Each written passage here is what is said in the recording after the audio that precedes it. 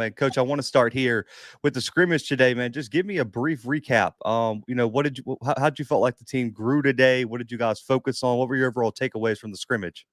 From an operations standpoint, first time really in the stadium, everybody on the sideline just wanted to clean up. Coaches in the box, got a new, offensive staff. And, we kind of sputtered in some of the special team organization part, guys kind of running out late. So we got to fix that. But this is the first time that everybody's on the same sideline, being with the special team coach, getting the transition piece from getting it called out on the field. So we got to clean that up. We'll do it again on Thursday. But for the most part, just talking to the refs, we didn't have any delay of games on the main groups that was out there. So we know from an operational standpoint, that's good signals, retention of signals, being able to get them on and off the field. Offensively, still want to go fast. Some explosives out there. I want to hit the ground and keep the pedal to the metal. And I thought we kind of sputtered a little bit, not going as fast, not letting the defense do any kind of sub package type deals. And then defensively, I thought them guys, man, was really tapped in. But, that staff has worked together now going on second in the third year. So I think we got what we wanted to be able to see just from an operational standpoint. Kind of got humid, guys going 12, 13 play drives.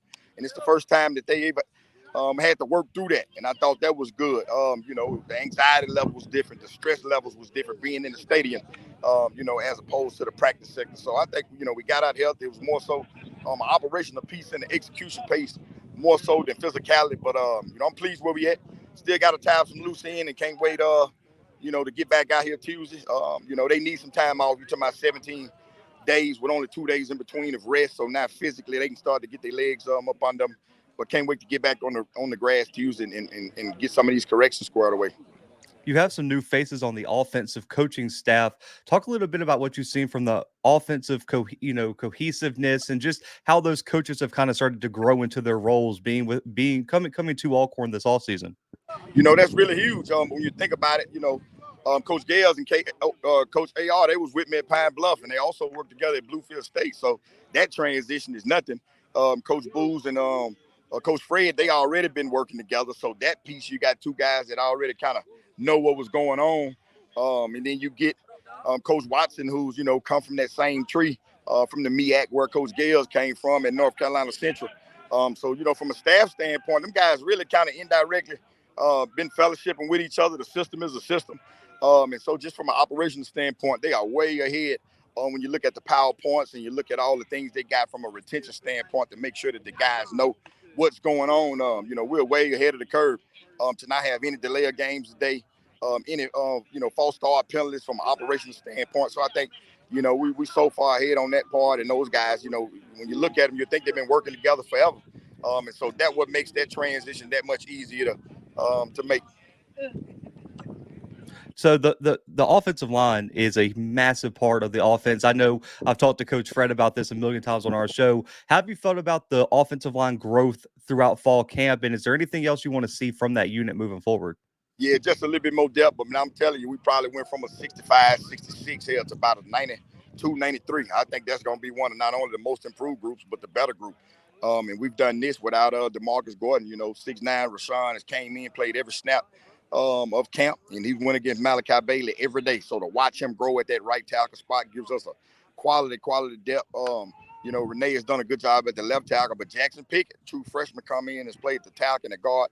But in that core, when you're talking about Eric Aldridge, you're talking about old Steve, man, who played a lot of football, and Ronald Brown, I think we're going to have, one of the best, cores inside, just, from guard to guard, from a center standpoint. So I'm so elated, with them guys, and we're just going to keep pushing. We know the foundation is built from the bottom, but it's a lot of depth when you see DK Harris, a Southwest transfer, come in and play meaningful reps. You got Abe, big-time true freshman tackle that comes in, and he got to go against Malachi, and he's taking his bumps and bruises but getting better. So I like the depth up front. We always continue to get better with some of the blocking scheme stuff because we do so much on defense. But those guys are light year ahead. When I go back and watch the film from last year, just from a system standpoint, we like years ahead.